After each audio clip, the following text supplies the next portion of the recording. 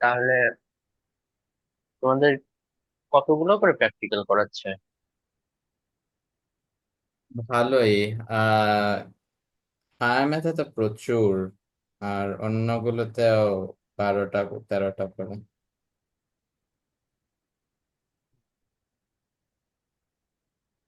লিখে ফেলতেছো না যেগুলো লিখতে দিতেছে? হ্যাঁ, যেই দিন দেশে করে ফেলছি তাই বলে এখন তেমন একটা প্যারা নাই। অন্যরা যারা করে নাই তাদের প্যারা।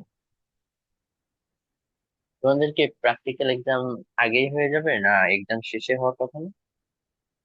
না, এটা আমাদের তো মূল এক্সাম তো হচ্ছে ঈদের পরে। এটা হচ্ছে ছুটি শুরু হওয়ার আগে করে ফেলবে ও, প্র্যাকটিক্যালটা। কিন্তু ঈদের পরে তো আবার ক্লাস হবে, তাই না? হম। না, তো 16 তারিখ থেকে পরীক্ষা।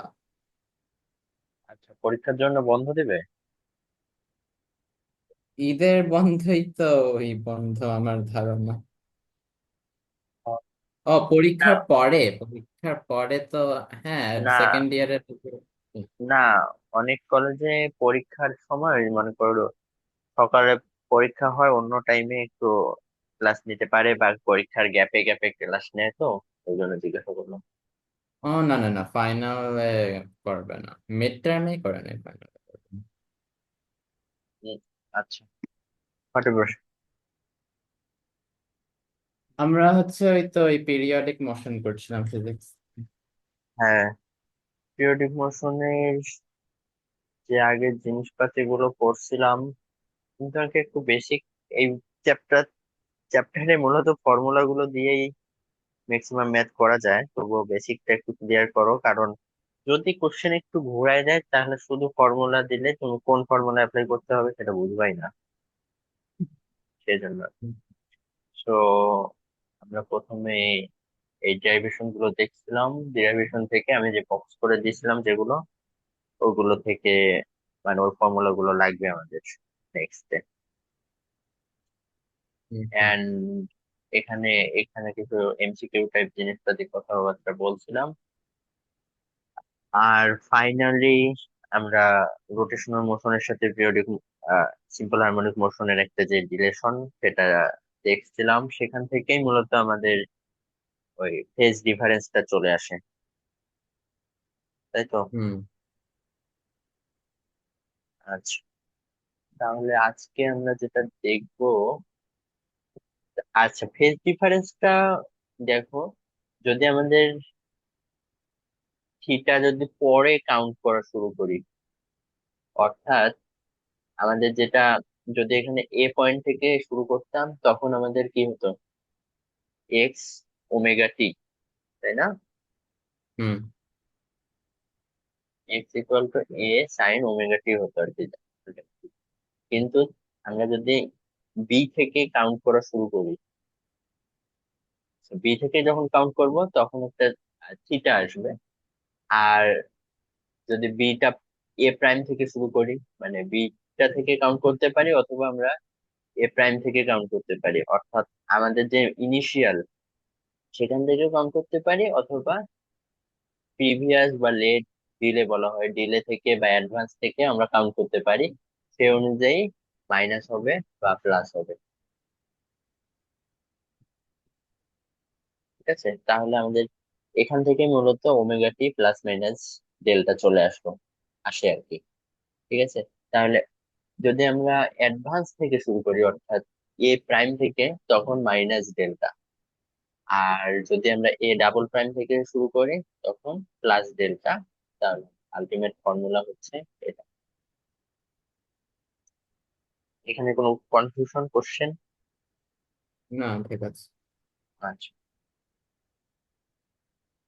তাহলে আমাদের অ্যাডভান্স বা ডিলে বলতে কি বোঝাচ্ছি, দেখো, আমাদের সাইনোসয়েডাল সিগন্যাল হচ্ছে এটা, সিগন্যাল বলো বা সিম্পল। তাহলে এখানে এটাকে আমরা টি ইজিক্যাল টু জিরো বলতে পারি, জিরো, এটা ফাইভ, এন্ড এটা 5/2, এন্ড এগেন এটা হচ্ছে 2 পাই। তাহলে আমাদের যদি পাই থেকে শুরু করি, তাহলে আমাদের এখানে আলটিমেটলি এক্স এর ভ্যালু কি হবে? এক্স পাই পয়েন্টে, অর্থাৎ পাই বাই 2 পয়েন্টে বলতে আমরা বোঝাচ্ছি যে ও ম্যাক্সিমাম অ্যামপ্লিটিউডে চলে আসে। পেন্ডুলাম, মনে করো পেন্ডুলামের কথা বলতেছি। তাহলে ও ম্যাক্সিমাম অ্যামপ্লিটিউডে চলে আসে, তাহলে এক্স ইকুয়াল এ হবে পাই বাই 2 তে। টি প্লাস, আচ্ছা, তাহলে পাই বাই 2 থেকে শুরু করলে আমরা তো জানি এটা, আচ্ছা, এখানে প্লাস ডেল্টার ভ্যালু কত হবে আমরা জানি না। আচ্ছা, তোমাকে যেটা, আচ্ছা, আমার কোশ্চেনটা হচ্ছে যে আমরা যদি একটা পেন্ডুলামের ম্যাক্সিমাম পয়েন্ট থেকে, অর্থাৎ ম্যাক্সিমাম ডিসপ্লেসমেন্ট থেকে যদি আমরা কাউন্ট করা শুরু করি, তখন ডেল্টা কত হবে আমরা এটা ক্যালকুলেট করব। ম্যাক্সিমাম ডিসপ্লেসমেন্টে এ, এক্স এর ভ্যালু হচ্ছে এ, তো এ সাইন টি প্লাস, প্লাস মাইনাস, আচ্ছা প্লাস ডেল্টা দিলাম, যদি কখনো মাইনাস আসে তো ও অটোমেটিক মাইনাস হয়ে যাবে। তাহলে এ কাটা যাচ্ছে, ওমেগা টি প্লাস ডেল্টার ভ্যালু চলে আসতেছে আমাদের sine inverse 1, sine inverse 1 mean pi by 2, and omega T, omega টিটা আসলে তোমার কি বোঝাচ্ছে বলতে পারবা? ওমেগা মানে কি? ওমেগা মানে অ্যাঙ্গুলার ভেলোসিটি। এখানে বলতে হবে অ্যাঙ্গুলার ফ্রিকোয়েন্সি।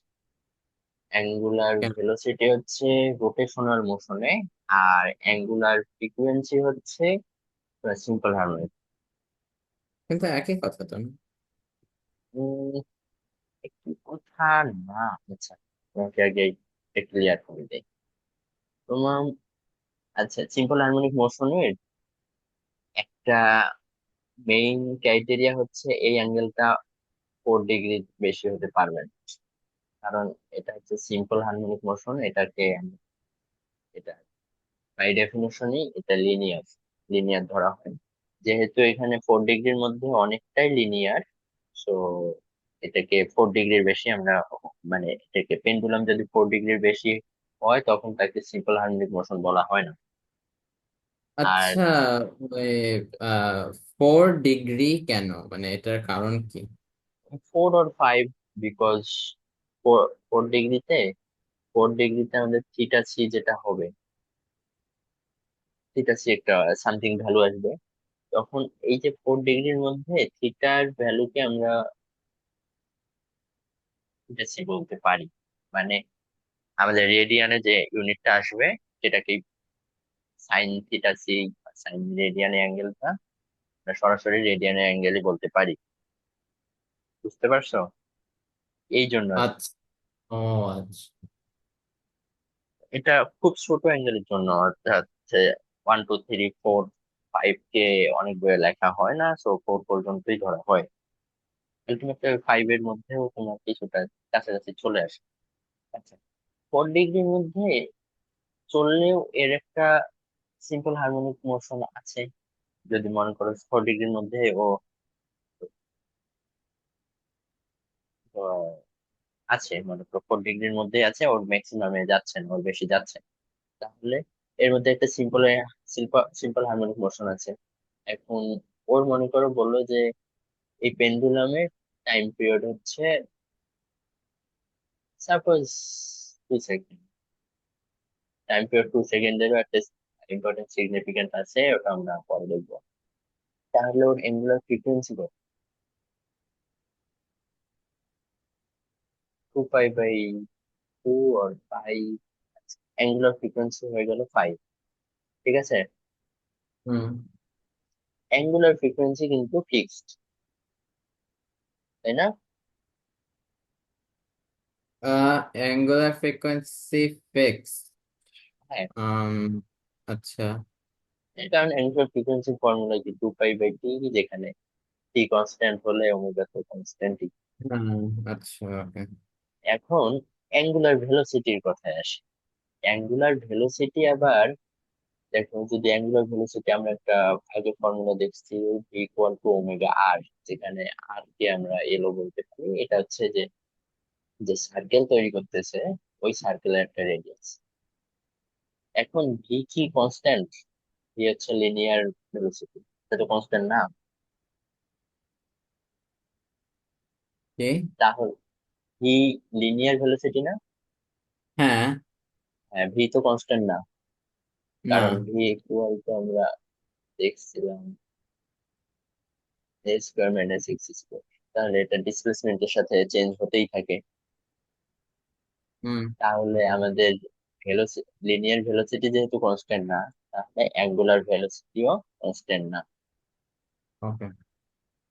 সো কারণ আর তো কনস্ট্যান্ট, তাহলে আমাদের অ্যাঙ্গুলার ভেলোসিটি আর অ্যাঙ্গুলার ফ্রিকোয়েন্সি আর difference. Angular frequency for a fixed time period, angular frequency is fixed, but angular velocity must not be fixed.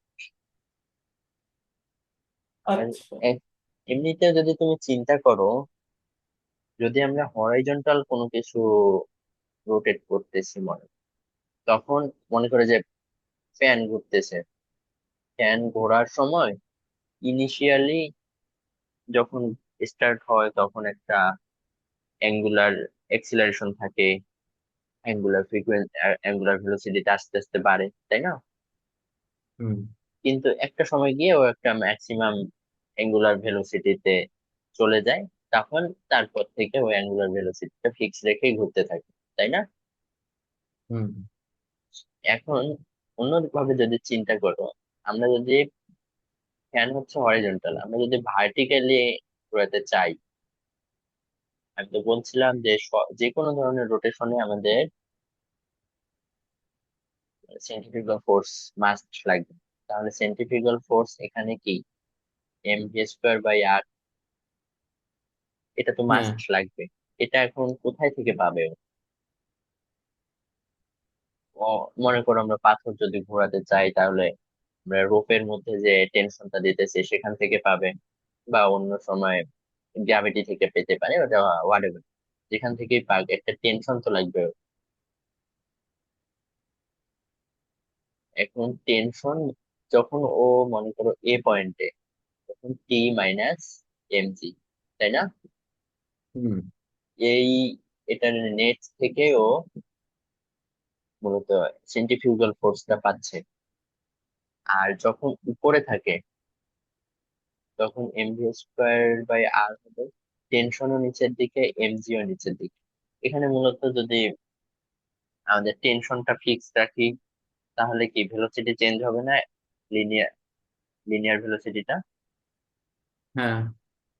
তাহলে টেনশন ফিক্স রাখলে লিনিয়ার ভেলোসিটিটা আমাদের চেঞ্জ হবে, লিনিয়ার ভেলোসিটি চেঞ্জ হলে অ্যাঙ্গুলার ভেলোসিটিও change হবে। তাহলে হুম। আলটিমেটলি হুম। আমরা বলতে পারতেছি যে হরাইজন্টাল যদি রোটেট করে, তখন আমাদের অ্যাঙ্গুলার ভেলোসিটিটা ফিক্স থাকতেও পারে, নাও থাকতে পারে, তবে নর্মালি অ্যাঙ্গুলার ভেলোসিটিকে আমরা ফিক্স ধরে নিই যদি কোশ্চেনে চেঞ্জের কথা না থাকে। আর ভার্টিক্যালি যদি রোটেট করতে থাকে, তাহলে যদি টেনশন ফিক্স হয়, তখন আমাদের নর্মালি টেনশন তো ফিক্স থাকে, তখন আমাদের ভেলোসিটিটা চেঞ্জ। তুমি ওয়ান কাইন্ড অফ স্লাইড, এরকম করে কিছু স্লাইডার আছে যে এই দিক থেকে মনে করো এটা একটা রাস্তা, এভাবে এভাবে ঘুরে এসে এভাবে এভাবে স্লাইড করে আবার চলে যায়, দেখছো মেবি? হ্যাঁ, রাস্তা, হ্যাঁ, এরকম আছে। রাস্তা, এটা আমি না, এটা আমি রাস্তা হরিজন্টাল ভাবেও না, এটা ভার্টিক্যাল, মানে অনেক রোলার কোস্টার টাইপ। হ্যাঁ, রোলার এটা কোস্টার, হ্যাঁ। হুম, ঠিক আছে। আচ্ছা, রোলার কোস্টারটা কি ভার্টিক্যালি আছে না, ভার্টিক্যালি রোটেট করতেছে না? হুম। তাহলে এখানে তো এই ফিগারটার মতো একটা টেনশন বা সেন্ট্রিফিউগাল ফোর্স লাগবে। তাহলে ও যখন ভেলোসিটিতে চলে আসলো আস্তে আস্তে, এই যে যখন ম্যাক্সিমাম পয়েন্টে যাবে, তখন কি গ্র্যাভিটি নিচের দিকে টানবে না? হুম। তখন দেখবা যে ওর যে কি বলবো গ্র্যাভিটিটা আসলে সেন্ট্রিফিউগাল ফোর্সের জন্য কিছুটা অ্যাপ্লাই হয়ে যায়।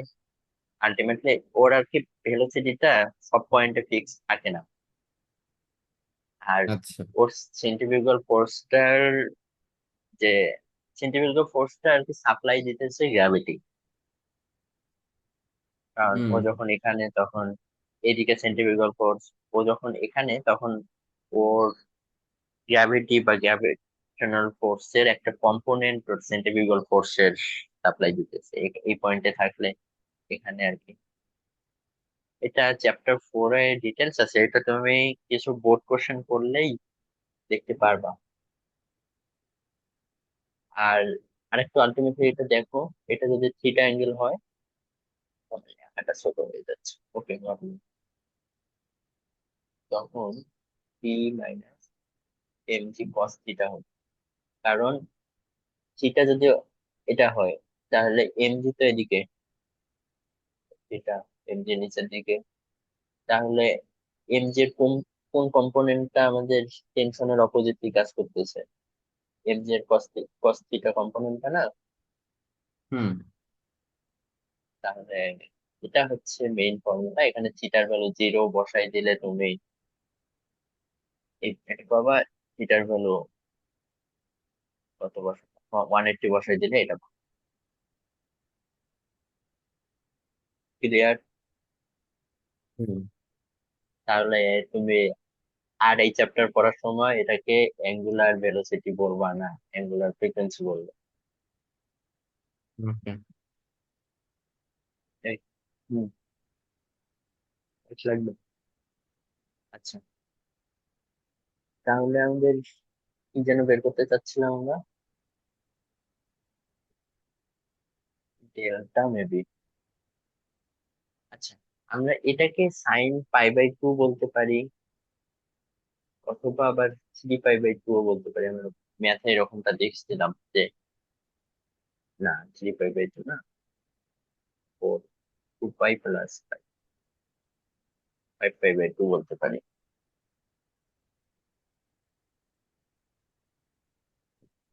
আচ্ছা, আমি একটু আলাদা ভাবে বুঝি। তুমি কি ইনভার্স ট্রিগোনোমেট্রিটা কমপ্লিট করছো? ইনভার্সটা, হ্যাঁ।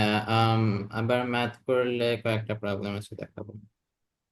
আচ্ছা, তাহলে তুমি একটু বাকি আছে যেহেতু, আমি এটাকে নর্মালি করি। তাহলে ডেল্টার ভ্যালু যদি পাই বাই 2 হয় তখন এক্স কত হচ্ছে, এটাকে আগে অ্যাজুম বুঝাই তাহলে একটু ইজিয়ার। সাইন পাই বাই 2 মানে কি হচ্ছে? সাইন পাই বাই 2 হলে কস চলে কত হয়ে যাচ্ছে।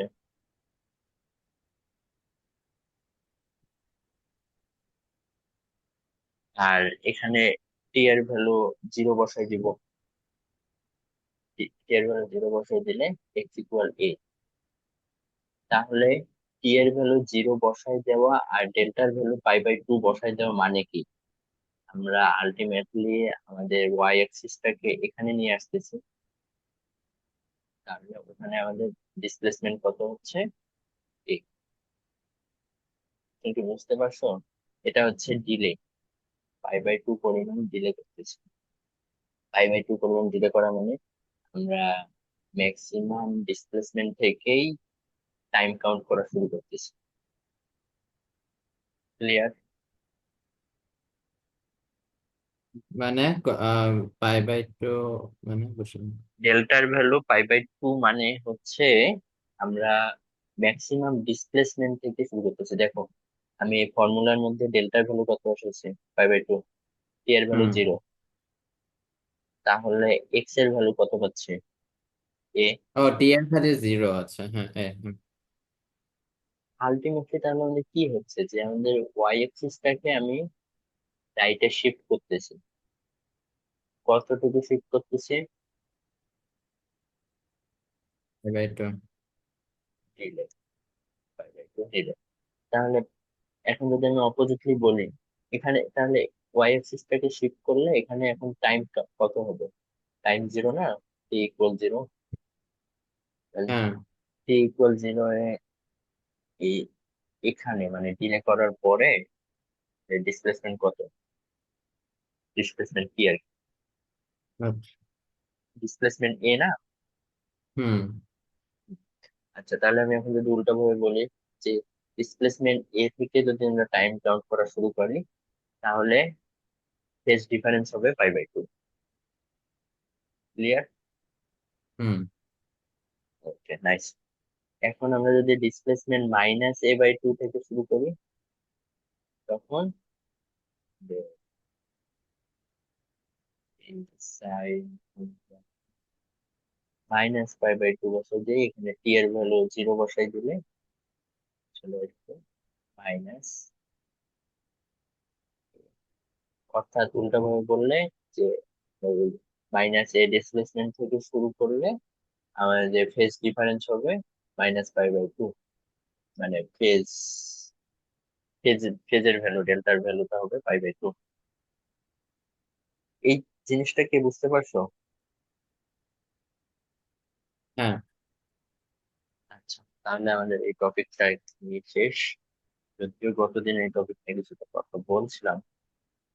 আচ্ছা, যাই হোক।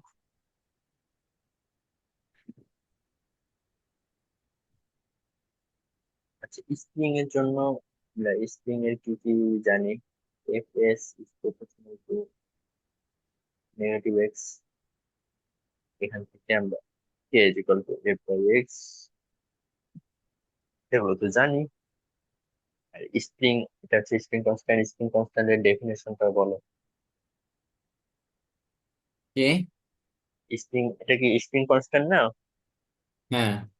এটা ডেফিনেশন বলতে পারবা? Force required to the force required to extend the to make unit displacement of the string okay, from হ্যাঁ, দ্যাটস এনাফ। equilibrium. হুম, দ্যাটস এনাফ। আর এটা কি? এই ফোর্সটা কিন্তু হচ্ছে রেজিস্টিভ ফোর্স, বুঝতে পারছো?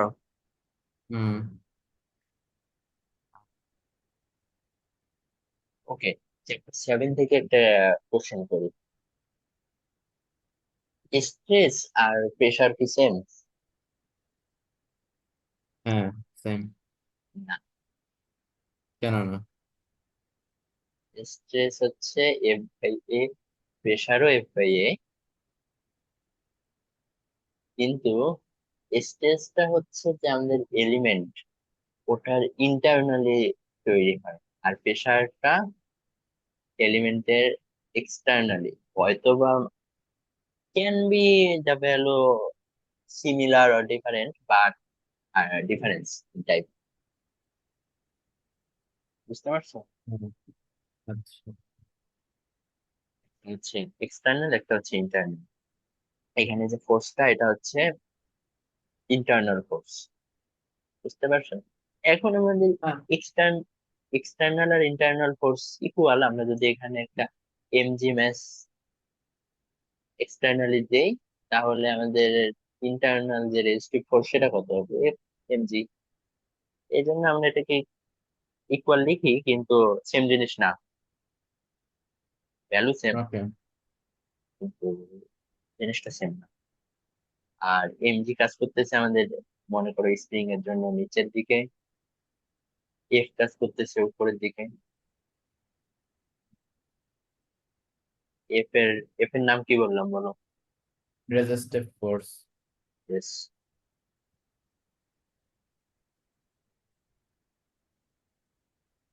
হুম, আচ্ছা, হোয়াটএভার। এবার একটা ইম্পর্টেন্ট টপিক দেখো। আজ মনে করো স্প্রিং এরকম একটা ঝুলানো আছে। আর এখন ও, ওকে এভাবে রেখে দিলে তো এভাবেই থাকবে, তাই না? এখন ওর মধ্যে আমরা একটা mg ম্যাচ দিলাম, তাহলে ও সামথিং এক্সপ্যান্ড করতেছে, ই ই ডিস্টেন্স এক্সপ্যান্ড করে কি ও আবার কি ইকুইলিব্রিয়াম তৈরি করে ওখানে থাকবে না?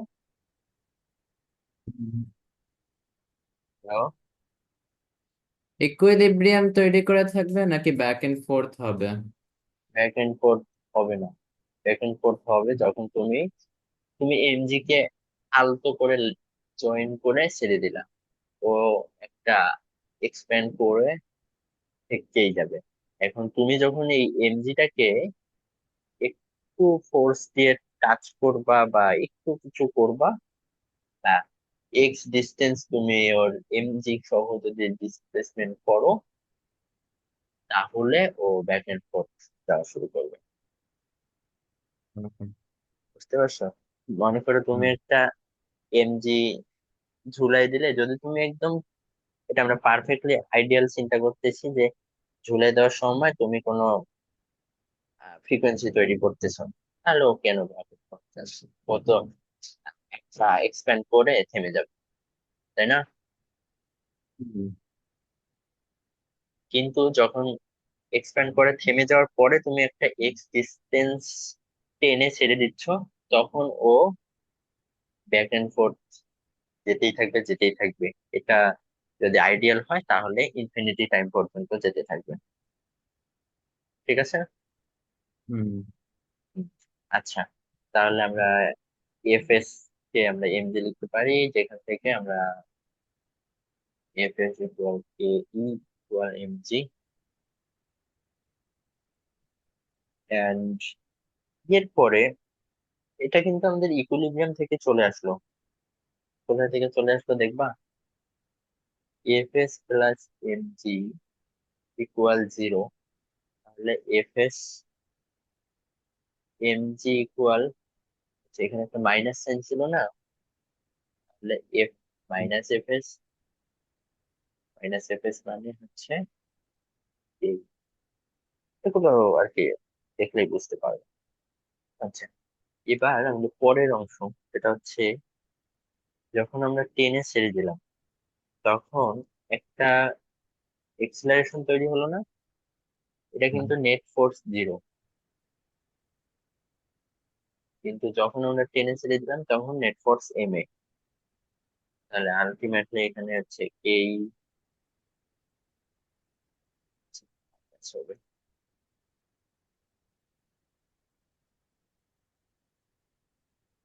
Plus M G equal M A, M G and K equal, তো K equal minus K by M,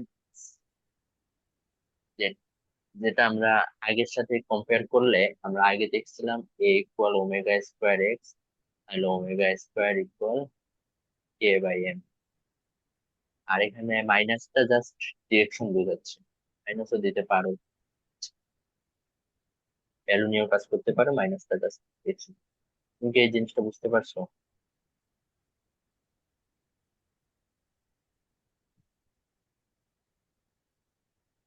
hello? হ্যাঁ, ঠিক আছে। আচ্ছা, এখানে মাইনাস কেন হলো এটা বুঝতে পারছো? অপোজিট ডাইরেকশন, তাই।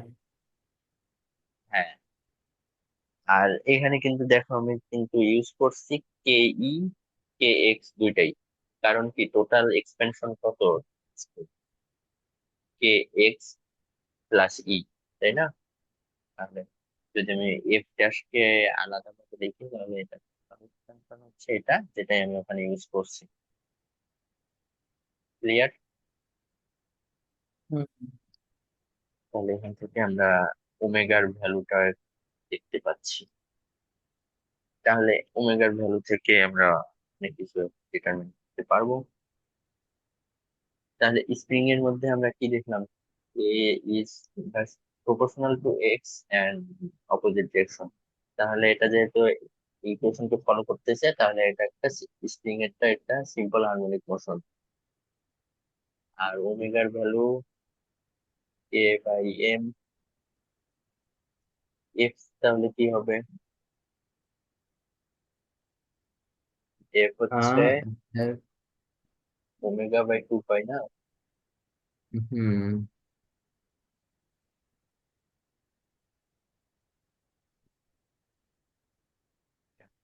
আর আমরা সিম্পল হারমোনিক মোশন, সরি, পেন্ডুলামে একটা এফ এর টি আর কি ফর্মুলা দেখছিলাম, মনে আছে?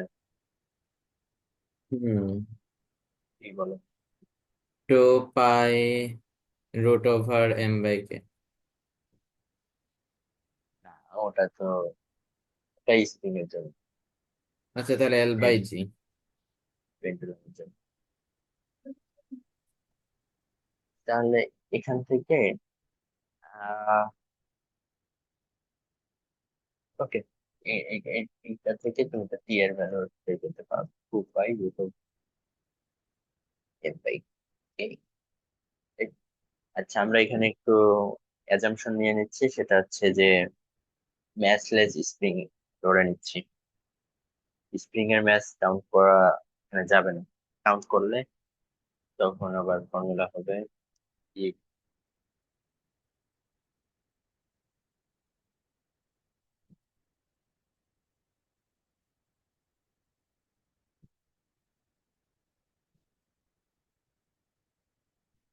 ক্যাপিটাল M/3 হয়ে যাবে। আর এটারও একটা প্রুফ আছে, কিন্তু তোমাদের সিলেবাসে নাই, তো ওটা করাচ্ছি না।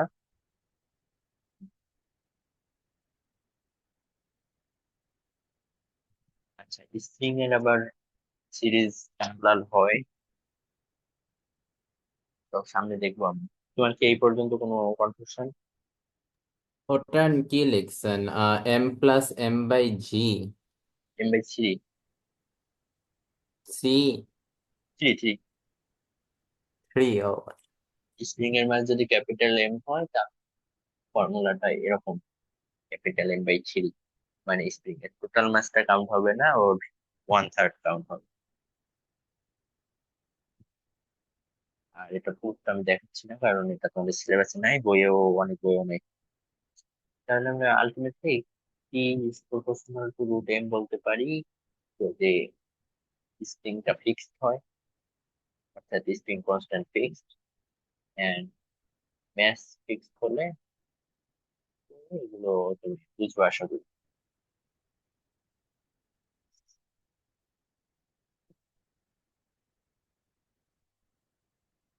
আর এটা আমরা নর্মালি ইউজ করি না, সেটা হচ্ছে স্প্রিং এর, যদি আমরা এই ফর্মুলাটা ইউজ করি, তখন শুরুতে যে এক্সপেনশনটা আছে সেই এক্সপেনশন নিয়ে টাইম পিরিয়ড কাউন্ট করতে পারি। বুঝতে পারছো?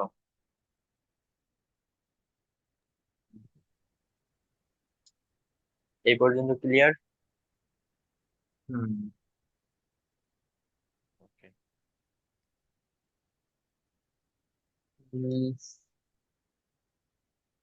তাহলে একটু ফর্মুলা গুলো একটু বক্স করে রাখবা।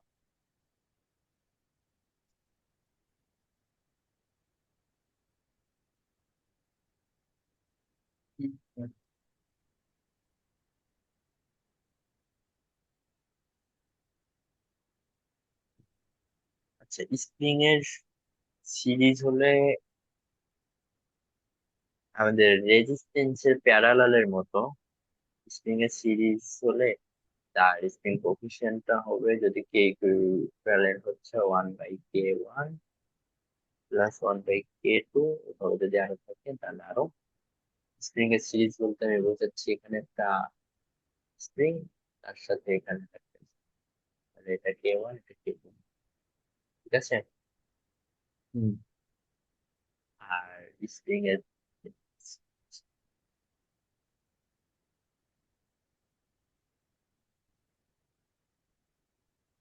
সিরিজ বানানো কি আর না,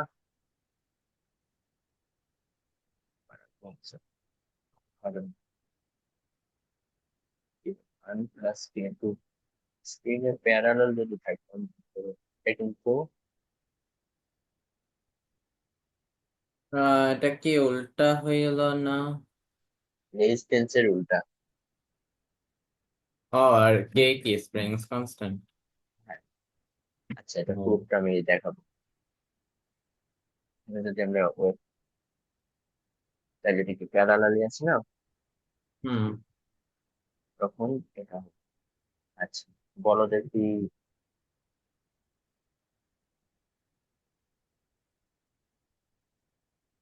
এভাবে দেওয়া মানে এটা দেয়ালের সাথে আছে।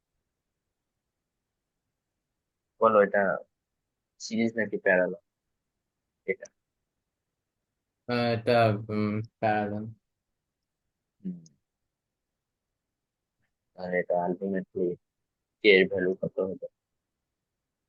যেহেতু, তাহলে এটার জন্য আমাদের টি কত হবে? এটা যদি এম জি এম হয়, বলো। Two M M by K Q. M by K Q, মানে আর কি আলটিমেটলি কে ওয়ান, এটাই শুনতে যাচ্ছ, এটা বুঝতে পারছো? হুম। এখন ইন্ডিভিজুয়ালি তুমি এই ফিগারের জন্য এই ফর্মুলা এগুলো মাথায় রাখার থেকে তোমার কোনটা কোন ফিগারের জন্য, মানে কোনটা সিরিজ কোনটা প্যারালাল বুঝতে পারলেই হয়ে যাবে। কিন্তু এটা তো মানে আসে না মনে হয়, বইয়েতে দেখলাম না এটা। কোনটা আসে না? এই ফর্মুলা? মানে এই স্প্রিং। হ্যাঁ। ও আচ্ছা আচ্ছা, বোর্ডে আসে না সেটা বললা? বা বইয়েও তো আমি দেখলাম না। আছে, বইয়ে আছে, বইয়ে দেখো, তুমি শেষের দিকে দেখো, বইয়ে আচ্ছা। আছে, এবং কম আছে, বোর্ডে কম আছে। আচ্ছা, তোমাকে আরেকবার জয়েন করতে হবে। আমি এখানে তোমার স্প্রিং এর প্রুফটা একটু শুরু করে দেই। স্প্রিংটা এফ ইকুয়াল কে এক্স আমরা জানি, অর্থাৎ এফ, এফ ফোর্স দিলে যেখানে এক্সপেনশন হচ্ছে এক্স, তাহলে এর, মনে করো এনটা টার্মস আছে, মানে টার্ম, তাহলে আর টার্নে যদি এক্সপেনশন এ হয়, স্মল এ, তাহলে এন টার্নে এক্সপেনশন হচ্ছে এন এ, যেটাই হচ্ছে এক্স। তাহলে এটাকে যদি আমরা ছোট ছোট দুইটা টুকরা করি, তাহলে এক্স ওয়ান হচ্ছে এন ওয়ান এ, আর এটা